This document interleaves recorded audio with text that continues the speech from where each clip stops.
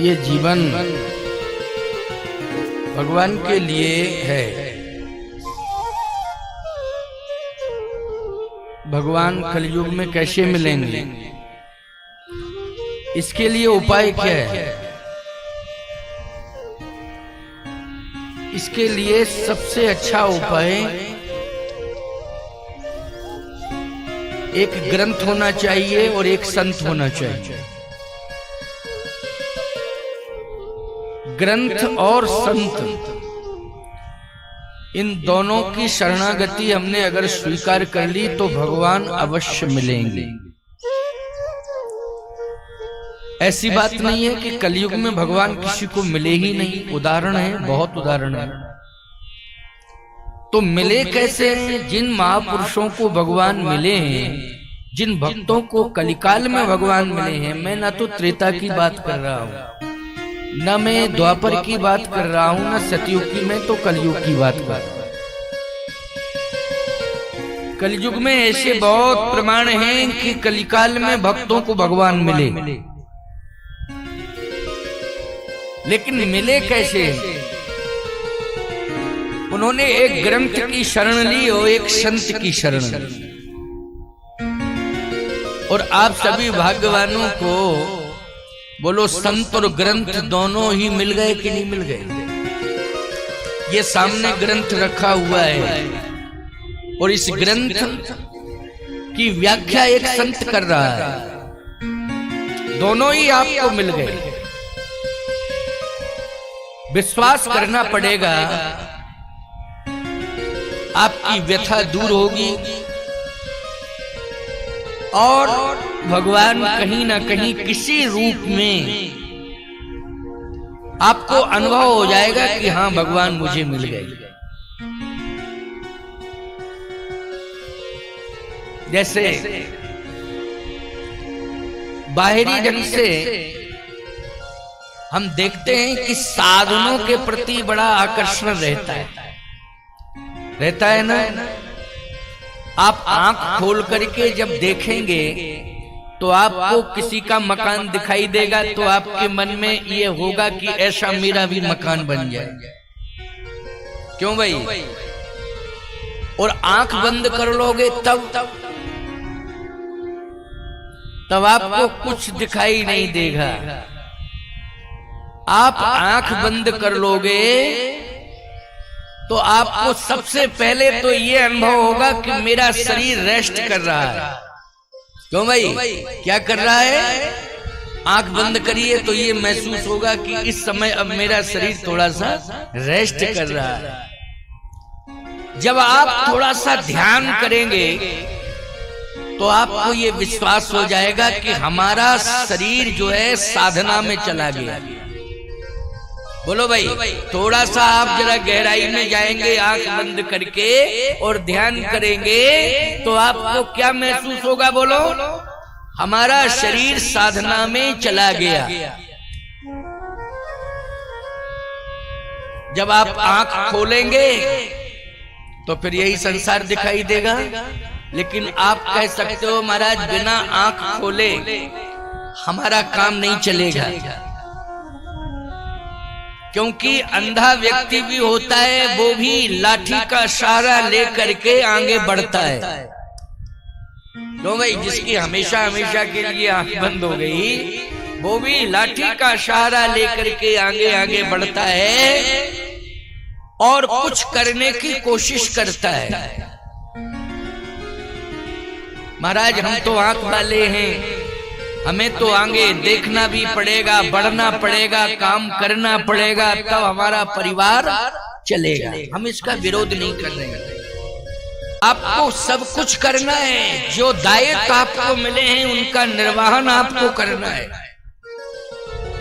क्योंकि वेदों में हमारे यहाँ एक मार्ग है, कर्म मार्ग। कर्म मार्ग का अर्थ क्या है? कर्म मार्ग का अर्थ यही है कि हम उस मार्ग पर चलें जिस मार्ग पर कर्म हमें प्रेरणा देता है, कार्य करने की सफलता की ओर वो हमें ले जाता है। मार्ग हमारा कार्य सफल हो जाए, वो मार्ग हमें वहीं ले जाता है। इसलिए कर्म मार्ग भी हमारे यहाँ शास्त्रों में वर्णित है। लेकिन 3 मार्ग हैं, केवल एक कर्म मार्ग ही नहीं है, 3 मार्ग हैं। कर्म मार्ग के साथ साथ ज्ञान मार्ग भी है, और ज्ञान मार्ग के साथ साथ उपासना मार्ग भी है। जब तीनों मार्गों का हम वर्ण कर लेंगे तब हम परमात्मा तक पहुंच सकते हैं। केवल एक मार्ग से काम चलने वाला नहीं है। हम केवल मात्र कर्म मार्ग पर चल रहे हैं, लेकिन ज्ञान मार्ग से दूर होते जा रहे हैं, उपासना मार्ग से दूर होते जा रहे हैं। इसलिए हमारे जीवन में आधा अधूरापन है। अब बोलो भाई, आप सभी इस समय ज्ञान मार्ग से जुड़ गए हो कि नहीं? ये कौन सा मार्ग है जिस पर आप चल रहे हो? ये ज्ञान मार्ग। बोलो, है ये ज्ञान मार्ग की नहीं? कभी कभी ऐसी कथा आ जाएगी बीच बीच में कि आपकी आंख बंद हो जाएगी, तो बोलो आप उपासना में डूब जाएंगे कि नहीं डूब जाएंगे? यहाँ आपको उपासना से भी जोड़ा जाएगा, केवल ज्ञान से ही नहीं, यहाँ उपासना से भी आपको जोड़ा जाएगा। इसलिए कर्म मार्ग पर चलने वालों, जीवन में ज्ञान मार्ग उपासना मार्ग को भी अपनाना आवश्यक है, तभी हमारे जीवन में पूर्णता आएगी। आइए, रामचरितमानस ग्रंथ का ये संदेश है कि ज्ञान, कर्म और उपासना, हम तीनों से जुड़े और अपने जीवन का कल्याण करें। परिवार हमें कर्म से जोड़ने की प्रेरणा देता है। बोलो, देता है कि नहीं देता है? लेकिन संत हमें किससे जोड़ने की प्रेरणा देता है? परमात्मा से जोड़ने की प्रेरणा देता है। और परिवार ने अगर कर्म से जोड़ने की प्रेरणा दी है, तो संत ने आपको ज्ञान और उपासना से जोड़ने की प्रेरणा दी। इसलिए संत ने सहारा लिया है ग्रंथ का। अर्थ निकल के आ गया कि प्रत्येक जीव को कर्म करने के साथ साथ संत और ग्रंथ से जुड़ना चाहिए, तभी उसके जीवन की सफलता, तभी उसके जीवन की सार्थकता है। रामचरितमानस में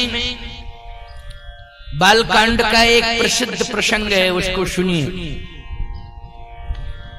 जितने भी संसार के प्राणी हैं, वो यदि आज भटक रहे हैं तो किसके कारण भटक रहे हैं? बोले, संशय के कारण भटक रहे हैं। संशय, और संशय इतना घना जंगल है कि उसमें रास्ता मिलता ही नहीं है। व्यक्ति उलझता चला जाता है, रास्ता दिखाई नहीं देता है, लेकिन व्यक्ति उस जंगल में फंसता जाता है और भटकता जाता, फंस जाता है, रास्ता नहीं मिलता है। अच्छा बोलो भाई, उस संशय रूपी वन से आपको निकालने के लिए रास्ता कौन देगा? तो सुन लीजिए, राम कथा सुंदर करता, राम कथा सुंदर करता रे, संशय विहंग उड़ावन हारी, संशय विहंग उड़ावन हारी, संशय विहंग उड़ावन हारी, संशय विहंग उड़ावन हारी। राम कथा सुंदर करता री। संशय रूपी पक्षी को भी, संशय एक पक्षी भी है और संशय एक विपिन भी है। ऐसी बात नहीं कि संशय मानी पक्षी होता है। संशय विपिन गोस्वामी जी लिख रहे हैं, विपिन मानी होता है वन, जंगल। तो संशय रूपी जंगल में हम भटक रहे हैं।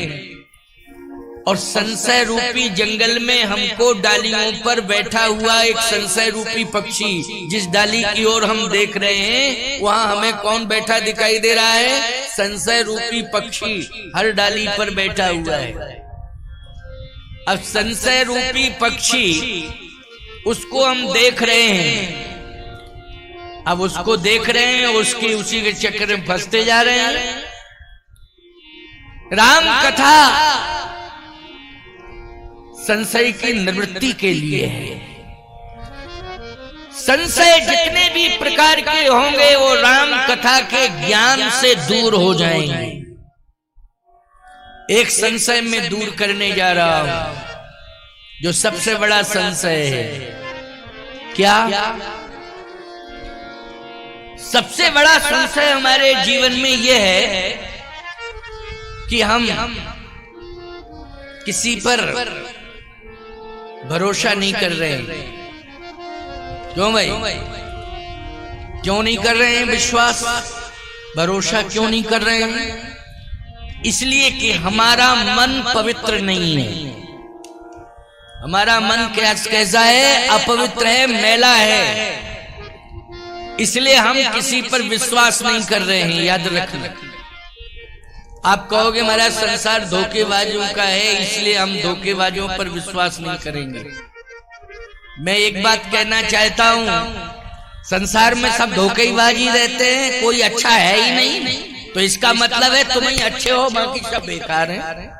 केवल इस दुनिया में तुम अच्छे हो, बाकी तो सब बेकार हैं, कोई अच्छा है ही नहीं। नहीं नहीं नहीं। आप किसी की ओर उंगली उठाएंगे तो 3 उंगलियां आपकी तरफ इशारा करेंगी कि आप इसमें क्या देख रहे हैं? दोष देख रहे हैं। आप में 3 गुने दोष है।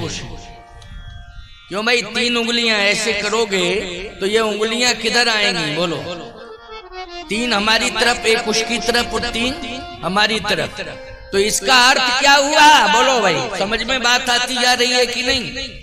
इसका अर्थ ये हुआ है कि तुम इसमें दोष निकाल रहे हो, तुम में 3 गुने दोष है। पहले अपने दोषों को दूर करो, तब उसकी ओर उंगली उठाओ। जब तक हम अपने दोषों को दूर नहीं कर लेंगे, हमें किसी पर उंगली उठाने का कोई अधिकार नहीं। पहले हम अपने दोषों को दूर करें, और दोषों को दूर करने के लिए ग्रंथ और संत 2 की जरूरत है। बोलो, किसकी जरूरत है? संत और ग्रंथ। इसलिए आज दोषों को दूर करने के लिए ये राम कथा हो रही है। और जब दोष हमारे जीवन से दूर हो जाएंगे तो ईमानदारी के साथ बताओ, हम भ्रम की जिंदगी नहीं जिएंगे, संशय की जिंदगी नहीं जिएंगे। हम उस समय विश्वास की जिंदगी जिएंगे, और विश्वास में ही परमात्मा का वास है। विश्वास में ही परमात्मा का वास है। श्रद्धा और विश्वास की जरूरत है। शंकर जी को और पार्वती जी को, दोनों को भगवान मिले। बोलो, मिले कि नहीं? इन दोनों के जीवन में श्रद्धा और विश्वास है। भवानी शंकरो वंदे श्रद्धा विश्वास रूपणो। रामचरितमानस यहीं से प्रारंभ होता है ना, वर्णा नाम रंगा नाम रसा नाम छंदसामपि। तो भगवान शंकर और पार्वती क्या है? श्रद्धा और विश्वास। एक श्रद्धा है और दूसरा विश्वास है। इसलिए जहां श्रद्धा और विश्वास होंगे, याद रखना वहीं पर भगवान होंगे, भगवान मिलेंगे। समस्याओं को दूर करने के लिए आपके जीवन में एक ग्रंथ होगा, और भगवान शंकर ने और भगवती पार्वती ने ये ग्रंथ जो है आपको दे दिया। बोलो, ये ग्रंथ किसके कारण प्रकट हुआ है? श्रद्धा और विश्वास के कारण। जिससे संशय दूर होगा, समस्याएं दूर होंगी, किसी भी प्रकार की कोई समस्या जीवन में नहीं रहेगी, सारी समस्याओं का समाधान हो जाएगा। लेकिन हमें ग्रंथ की शरण लेनी पड़ेगी। श्रद्धा और विश्वास के कारण ये ग्रंथ प्रकट हुआ है। वेदों से लेकर के हनुमान चालीसा तक श्रद्धा और विश्वास के कारण प्रकट हुए। भगवान की श्वासाओं से अगर वेद निकले हैं तो ईमानदारी के साथ बताओ, भगवान जब बोले हैं तब ना श्वासाएं निकली हैं। भगवान के शब्द ही वेद हैं और बुलाने वाला भगवान को बुलाने वाली श्रद्धा होती है कि नहीं? भगवान किससे बोलता है? जल्दी बोलो। श्रद्धा और विश्वास से ही भगवान बोलता है। श्रद्धा और विश्वास नहीं होगी तो भगवान बोल नहीं सकता है। और यदि श्रद्धा विश्वास है तो पत्थर से भी परमात्मा प्रकट होकर बोलने लगता है ना। इसलिए हमारे जीवन में श्रद्धा और विश्वास होना चाहिए। हम अपने दोषों को जब दूर करेंगे तो निश्चित रूप से हमारे जीवन में श्रद्धा और विश्वास का जन्म हो जाएगा। श्रद्धा तब तक नहीं उमड़ सकती जब तक दोष बने रहेंगे। अच्छा, बच्चे में दोष होते हैं तो माँ बाप को वो मानता नहीं है। क्यों भाई? इसका मतलब है कि बालक में दोष आ जाते हैं। जिस बालक को आपने जन्म दिया है, पालन पोषण किया है, अगर उसके अंदर दोष आ जाते हैं तो वो माँ बाप को भी नहीं मानता, वो माँ बाप के प्रति श्रद्धा नहीं रखता है। बोलो भाई, किसके कारण नहीं रखता है? दोषों के कारण। और जब दोष दूर हो जाएंगे तो निश्चित रूप से श्रद्धा का जन्म हो जाएगा, वही समर्पण हो जाएगा। इसलिए हमारे जीवन के दोषों को दूर करने के लिए सबसे पहली पाठशाला बस यही है, याद रखना। कौन सी पाठशाला? ये आध्यात्मिक पाठशाला, जिसमें आप बैठे हैं कौन? ग्रंथ और संत। बोलो भाई, टीचर भी पढ़ाता है तो एक पुस्तक लेता है हाथ में कि नहीं लेता है? अरे भाई, भले ही बंद रखे वो, लेकिन जब जरूरत पड़ती है तो एक आध बार खोल लेता है कि नहीं खोल लेता है? ये ग्रंथ भी बंद ही है। जब जरूरत पड़ेगी तो खोलेंगे, नहीं रखा है, पढ़ा रहे हैं, आवश्यकता पड़ेगी तो खोल भी लूंगा, क्या दिक्कत की बात है। लेकिन बिना ग्रंथ के हम ये अनुभव करें कि हमें तो पूरी रामायण याद है, कोई जरूरत नहीं है, तो ऐसा नहीं है। हमें ग्रंथ को सम्मुख करना पड़ेगा। बोलो, करना पड़ेगा कि नहीं?